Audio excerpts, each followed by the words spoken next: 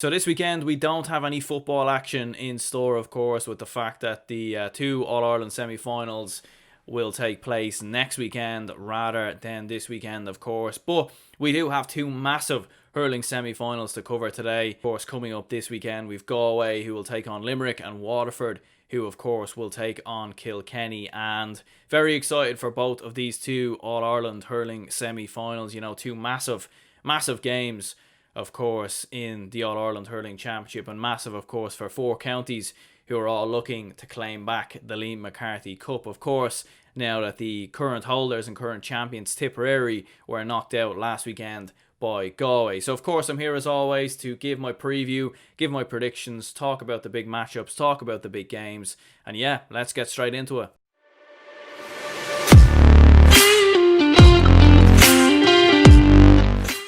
What's the story, everyone? It's Aaron here from GA Fan TV. Hope you're all keeping well during this very bright Wednesday morning. It has to be said. I know that by the time this video will come out, it will be Thursday evening. But yeah, it's quite bright out, quite nice out, I have to say. And you know, you gotta make use of the half decent weather that you do have, I suppose. And yeah, I mean, look, listen, if we have some decent weather this weekend in both the All-Ireland hurling semi-finals, it's going to be very interesting because it will certainly make for two very intense and very good battles between these two. And I suppose in particular we'll start with Waterford and Kilkenny, and very important game for both of these two. You know, they are big rivals, of course, they are neighbours. You know, Waterford City is very much on the border with Kilkenny, as everyone, well, people might not know that, but you do know that now. So there is a huge rivalry between these two, and especially, you know, if you ever speak to people from Waterford or people from Kilkenny, they'll always tell you that when these two play each other,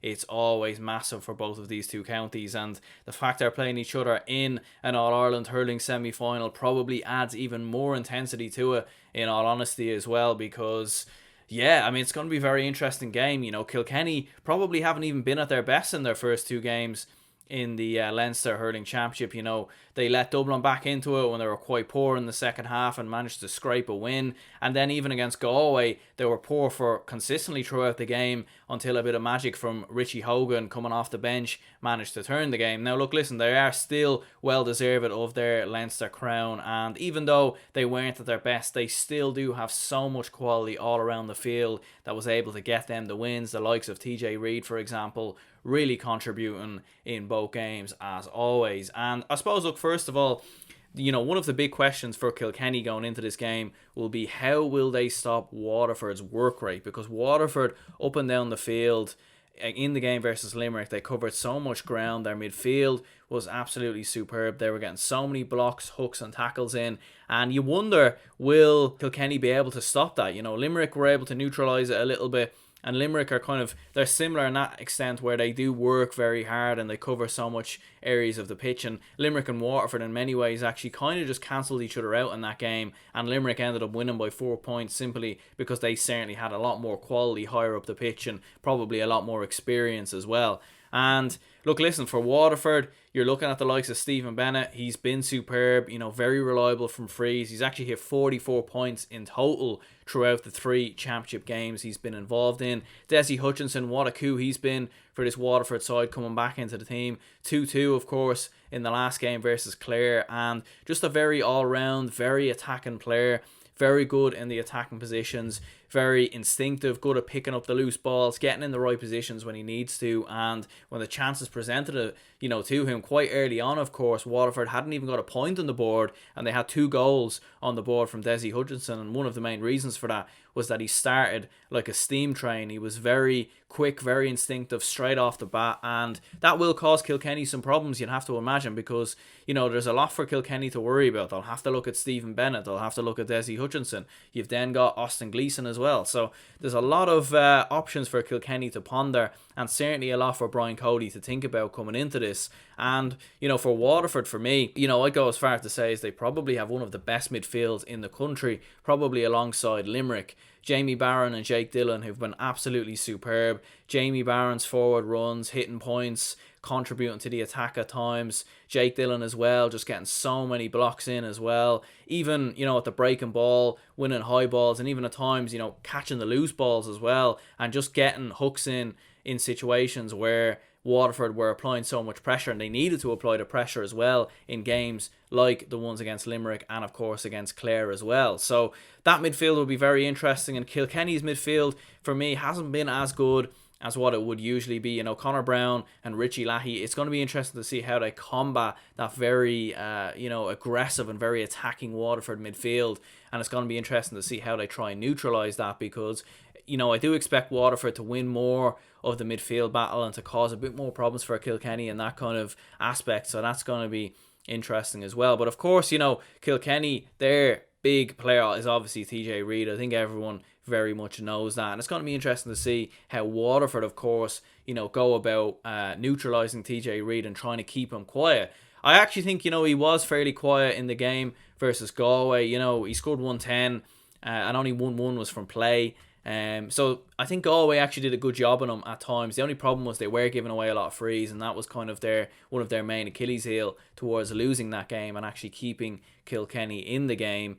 You know, does Conor Prunty pick him up? You know, obviously he was one of the players, you know, alongside Caleb Lyons, who of course picked up Tony Kelly in the Clare game. Tony Kelly obviously had a massive injury, so it's hard to know whether he was really well and truly at his best. You know, maybe does Caleb Lyons pick up TJ Reid again, maybe sacrificing his attacking output a bit like that Clare game, like I said.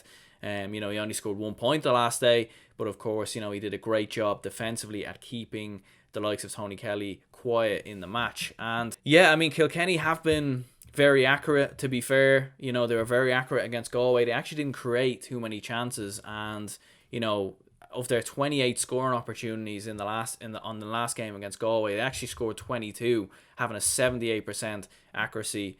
Shout out to GA Statsman, of course, for some of the stats on the games. Make sure you follow him if you haven't already. Galway, you know, they scored 24 of their 41 scoring opportunities in that game, so 58% accuracy. And look, I don't want to be all Pats Balan and start listing stats out of absolutely nowhere, but it does you know, cause for an interesting comparison, because Kilkenny have been very accurate so far, and when they get their opportunities, they more or less take them. And that would be one of the main worries, I think I would say, for Waterford, is the fact that if Kilkenny even find more creative output and even cause more problems, how will Waterford be able to deal with that? But that is the big question, because Kilkenny probably haven't had enough from some of their other forwards, the likes of Owen Cody, Colin Fennelly. You know, Colin Fennelly didn't even score the last day. And, you know, let's be honest, Kilkenny were struggling massively in that Galway game going into the final 15 to 20 minutes. They just didn't seem to have any options. TJ Reid wasn't really in the game. Kilkenny's forwards weren't really in the game. They weren't winning higher ball.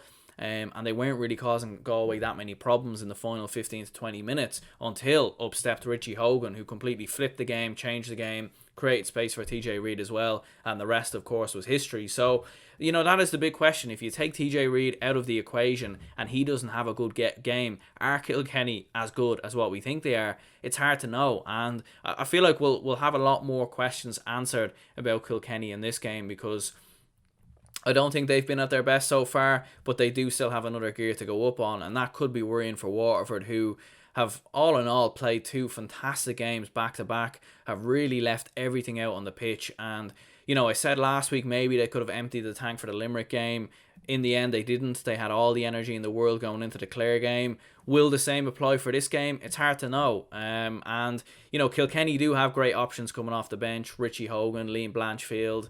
So it's going to be interesting to see. But I think all in all, I actually think Waterford are going to nick this game and win it by a point. I think if Kilkenny just play the same way they did against Dublin and Galway, I think Waterford will outwork them in the midfield. I think they'll create far more goal chances. You know, Galway had a lot of goal chances against Kilkenny in that game, and I think Waterford will create goal chances with the likes of Hutchinson and Bennett, for example. So yeah, I think Waterford are going to nick it by a point. It's going to be interesting to see how it goes, and that might be a surprise. I think a lot of people probably have Kilkenny as the favourites, but I think Waterford will outwork Kilkenny all around the pitch. I think they'll have more scoring opportunities, and look, I know Kilkenny haven't been at their best so far, but I just don't think they can turn it back on again, you know, like they did in the Galway game. And I think Waterford and Liam Cahill, they're a very good team, very good man management, and I think they'll be able to identify some of the weaknesses that are in their team and neutralise Kilkenny, of course, when they do have big players like Richie Hogan and Liam Blanchfield coming off the bench. So yeah, I think Waterford will win it by a point. You then have Galway and Limerick, and you're talking about two of the best teams in the country, in my opinion. These are the two best teams in the country, left in the country right now. And actually, to be fair, you could probably say they are the two best teams in the country, in my opinion.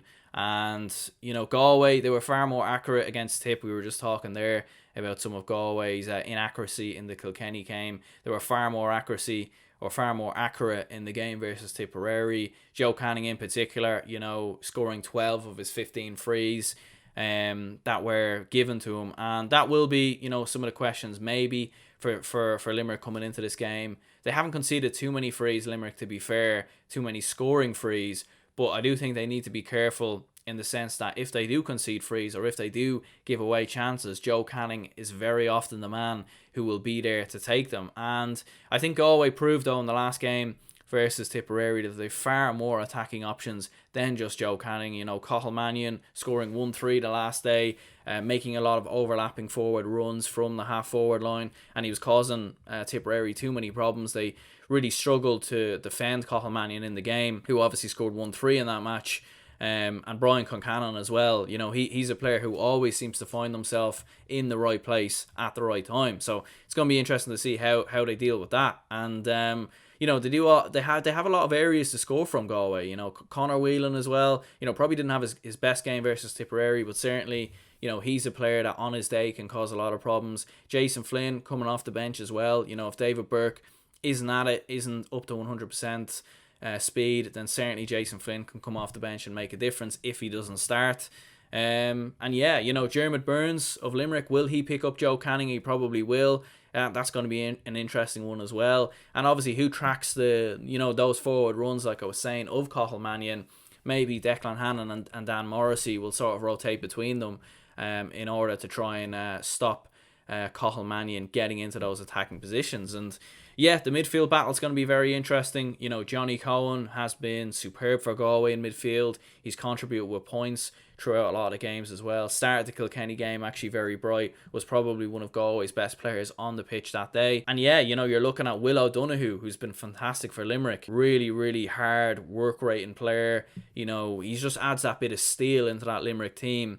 Whereas Cian Lynch is probably more of the creative midfielder. Will O'Donoghue is the player who's certainly getting the tackles in, getting the blocks in, and that's going to be interesting as well. And, I would go as far to say, we were saying about Waterford's midfield being one of the best in the country. Certainly Limerick's as well at the moment with Cian Lynch and even Gearóid Hegarty at times dropping back into that midfield as well. I think he's caused a lot of problems, so it's going to be interesting to see what happens. The puck outs maybe from Éanna Murphy will be interesting. He went short a lot of the time against Galway. Will Limerick push up? John Kiley, probably the best manager left in hurling right now, other than Brian Cody, of course. Brian Cody, obviously, the best manager of all time in hurling without doubt, but certainly John Kiley, is on an upward trajectory at the moment.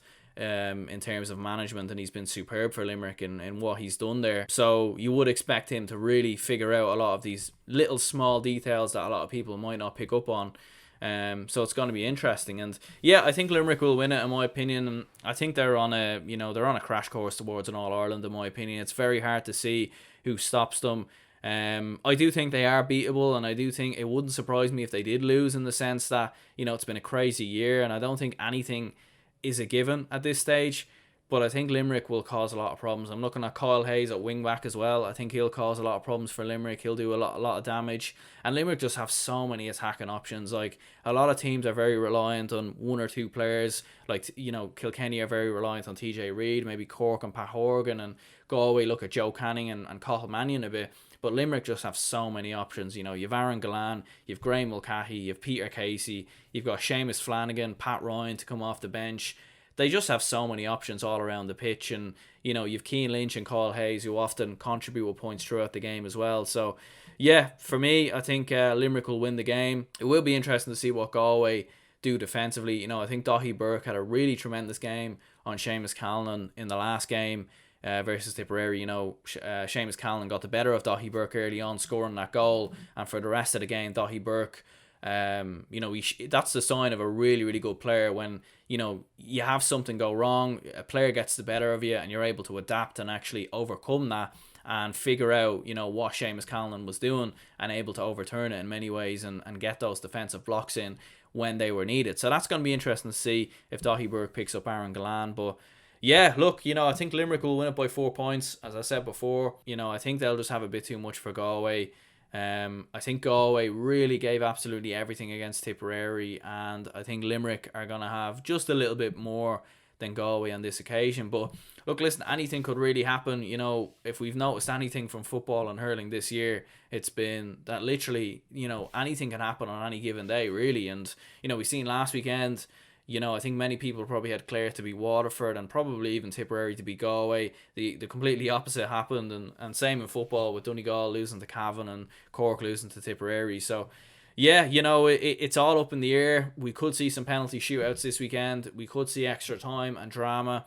I do expect to see some really good hurling, though, and some very good action. And, yeah, Limerick and Waterford to go through to the All-Ireland final for me. But it's going to be interesting to see, of course, what happens. Anyway, my name is Aaron. I'm going to go ahead and wrap this up here. Yeah, do leave a like and subscribe if you haven't already. Very close to 700 subscribers. So if we could get there by the time this video goes up, or you know after the video or whatever, that would be great. That'd be brilliant. So yeah, I do appreciate everyone watching, all the recent comments and stuff, and yeah, of course, stay tuned for some match reactions, fan reactions. That'll be out this weekend, of course, during and after, of course, a lot of the hurling action. So yeah, my name is Aaron, and yeah, I'll see you in the next video.